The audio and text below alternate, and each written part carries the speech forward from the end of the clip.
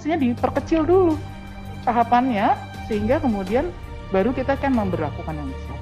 Kalau kemudian disebutkan persoalan keadilan menjadi satu hal yang penting menurut saya, justru itu nggak tercermin loh dalam programnya Kemendikbud. Yang kali-kali mengatakan kok nggak ada. Bagaimana kemudian memperkecil gapnya? Apakah berasal dari mana? Jadi kalau kita mau mencari itu, ini ada landasan filosofis, tapi tidak tercermin di dalam kebijakan kita. Ada kewenangan untuk mengatur bagaimana riset apa yang dibutuhkan oleh negara. Dengan demikian kita bisa menurunkan SDM apa yang diperlukan. Bicara hal tersebut, sebetulnya kan dengan tridharma perguruan tinggi diantaranya pengabdian masyarakat mestinya ada di situ kan. Apakah selama ini nggak jalan? Apakah selama ini nggak dikontrol? Apakah selama ini nggak dievaluasi?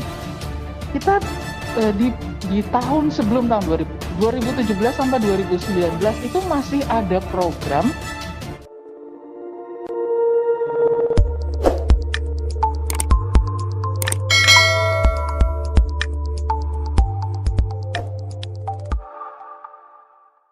Assalamualaikum warahmatullahi wabarakatuh. Selamat pagi, salam sejahtera untuk kita semua.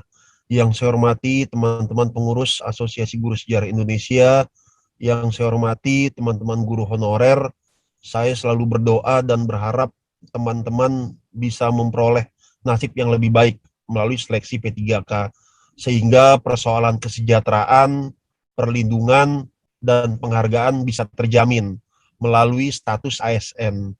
Saya akan selalu berpihak kepada kawan-kawan guru honorer berdasarkan cara-cara perjuangan yang bermartabat. Yang saya hormati teman-teman wartawan, jurnalis, terima kasih. Kami butuh kehadiran wartawan, kami butuh kehadiran teman-teman jurnalis dalam rangka membangun opini publik, dalam rangka membangun gerakan sosial untuk mempengaruhi kebijakan. Nah, tanpa berpanjang kata, Bapak Ibu sekalian, insya Allah pada kesempatan pagi hari ini kami akan membacakan siaran pers Asosiasi Guru Sejarah Indonesia nomor 07 siaran pers /09 AGSI /2021 tentang tuntutan guru sejarah honorer pada seleksi P3K tahap pertama. Izinkan saya membacakan pernyataan sikap atas nama Asosiasi Guru Sejarah Indonesia. Mas Dimas, saya bisa tolong dibantu untuk di-scroll sehingga saya mudah membacakan dan bisa dilihat oleh yang lain. Bapak Ibu hadirin sekalian, secara organisasi kami mengapresiasi niat baik dari Kemendikbudristek, dari Kementerian Agama, Kemenpan RB, BKN, BKD, dan pemerintah daerah, dalam hal ini Dinas Pendidikan, untuk membenahi persoalan guru honorer agar dapat beralih menjadi ASN P3K melalui seleksi P3K tahap pertama yang dikhususkan bagi para guru honorer yang terdata di Dapodik. Bagi kami, peralihan guru honorer menjadi ASN P3K, terutama bagi mereka yang telah mengabdi lama dan berusia lebih dari 35 tahun, adalah sebuah kebijakan, adalah sebuah kewajiban yang harus diambil dari sisi kebijakan agar para guru honorer memperoleh jaminan kesejahteraan, perlindungan, dan penghargaan secara layak dari pemerintah. Hadirin sekalian, perhatian terhadap nasib guru honorer juga menjadi tanggung jawab kami di organisasi. Dalam hal ini, kami selaku organisasi yang menaungi guru sejarah di seluruh Indonesia, menerima laporan dari guru sejarah honorer tentang persoalan-persoalan yang terjadi dalam seleksi P3K tahap pertama.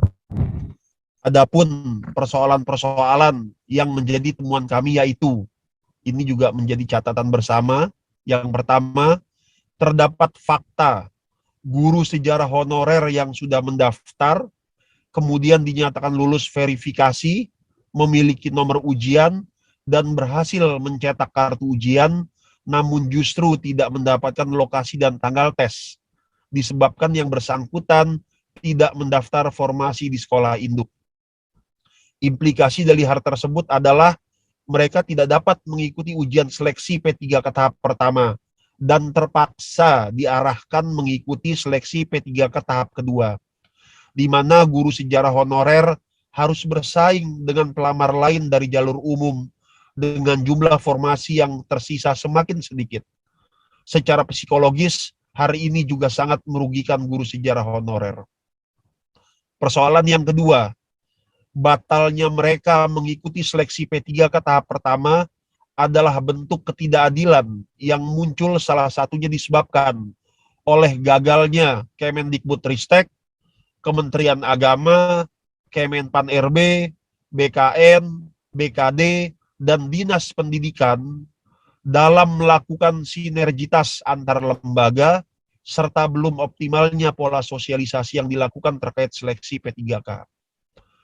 Persoalan yang ketiga, gagalnya sinergitas antar lembaga dan belum optimalnya pola sosialisasi berakibat dirugikannya guru sejarah honorer melalui pembuktian di beberapa poin, antara lain. Yang pertama, terjadi ketidaksinkronan data anjap antara sekolah, Dinas Pendidikan, BKD, BKN, Kemendikbudristek, Kementerian Agama mengenai kebutuhan formasi yang diajukan, ketersediaan guru di lapangan, serta formasi yang dibuka dalam seleksi P3K. Poin yang kedua, didapatkan fakta beredarnya 2 dokumen, yaitu Surat Edaran Dirjen GTK nomor 1460 /B.B1 /GT.02.01 tentang kualifikasi akademik dan sertifikat pendidik dalam pendaftaran pengadaan guru P3K tahun 2021. Kedua surat tersebut memiliki kop dan nomor yang sama, namun terdapat perbedaan lampiran antar keduanya, yang mana hal ini juga diamini oleh Direktorat GTK ketika kami audiensi hari kemarin. Pada dokumen pertama disebutkan di sana bahwasanya sejarah tidak linier dengan ekonomi, sosiologi, dan geografi. Namun pada dokumen kedua di sana disebutkan sejarah linier dengan ekonomi, sosiologi, dan geografi. Poin ketiga, beredarnya 2 dokumen tersebut membawa implikasi kebingungan guru sejarah honorer dalam melihat linearitas yang berkenaan dengan pemilihan formasi di sekolah induk. Poin yang ketiga, perlu diperhatikan juga bahwasannya Surat Edaran Dirjen GTK nomor 1460 bertentangan dengan Peraturan Menteri Pendidikan dan Kebudayaan nomor 16 tahun 2019 tentang perubahan atas Peraturan Menteri Pendidikan dan Kebudayaan nomor 46 tahun 2016 tentang penataan linearitas guru bersertifikat pendidik, yang menjelaskan bahwasanya kode 204 sejarah itu tidak linier dengan ekonomi, sosiologi, ataupun geografi. Permendikbud yang kedudukannya lebih tinggi bertentangan dengan Surat Edaran Dirjen GTK yang kedudukan hukumnya lebih rendah daripada Permendikbud. Poin yang ketiga, isi Surat Edaran Dirjen GTK nomor 1460 yang menyatakan sejarah ekonomi, sosiologi, geografi linier juga bertentangan dengan prinsip profesionalitas. Bisa ke bawah lagi, Mas Dimas. Yang disebut dengan profesionalitas atau profesionalisme adalah ketentuan pada Undang-Undang nomor 20 tahun 2003 tentang Sistem Pendidikan Nasional dan Undang-Undang nomor 14 tahun 2005 tentang guru dan dosen, di mana guru mata pelajaran harus mengampu bidang studi sesuai dengan bidang keilmuan yang dimilikinya. Selain dari sisi profesionalisme, hasil ujian seleksi P3K tentu tidak akan fair dan valid jika guru sejarah harus mengerjakan soal dan atau mengajar di luar bidang ilmunya.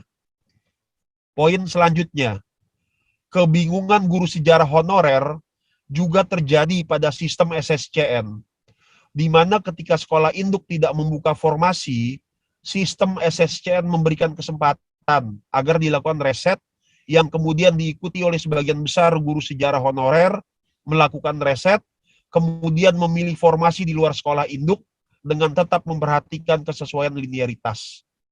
Namun belakangan mereka yang mengikuti langkah riset ini dan memilih formasi di luar sekolah induk dan itu linear, ternyata tidak mendapatkan tempat dan tanggal ujian dalam seleksi P3K tahap pertama. Seharusnya jika memang tidak diperkenankan memilih formasi di luar sekolah induk, maka harus ada penjelasan resmi dari panitia penyelenggara, dari Panselnas, dari Kemendikbudristek. Kemudian sistem otomatis mengunci dan berikan penolakan sejak awal. Bukan justru sistem dibuka sehingga guru sejarah honorer dapat memilih formasi di luar sekolah induk sampai kemudian mereka dinyatakan lulus verifikasi dan bisa mencetak kartu ujian. Poin selanjutnya, Peraturan Menteri Pendayagunaan Aparatur Negara dan Reformasi Birokrasi nomor 28 tahun 2021 tentang pengadaan PPK untuk jabatan fungsional guru pada instansi daerah tahun 2021 jelas mengatakan pada pasal 29, saya akan kutip pasal sesuai ketentuan Permen Pan RB. Pada pasal 29 ayat 1 jelas menyatakan seleksi P3K tahap pertama hanya bisa diikuti oleh guru THK 2 dan guru non-ASN. Maksudnya guru honorer dan guru non-ASN yang terdata di Dapodik. Lalu pada ayat 2 poin A dikatakan, pelamar wajib mendaftar di sekolah induk selama sertifikat pendidik dan atau kualifikasi pendidikan sesuai. Kemudian pada poin B, jabatan yang sudah dilamar di sekolah induk tidak dapat dilamar oleh pelamar yang berasal dari sekolah lain. Selanjutnya, ini yang menjadi perhatian kita, yang menjadi masalah, pada poin C dijelaskan, dalam hal kebutuhan PPK tidak tersedia di sekolah induk, pelamar dapat mendaftar di sekolah lain yang masih tersedia kebutuhannya.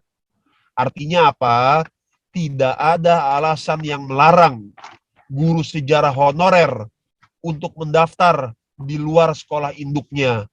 Apalagi di sekolah induk tersebut tidak membuka formasi. Selanjutnya Mas Dimas bisa ke bawah lagi.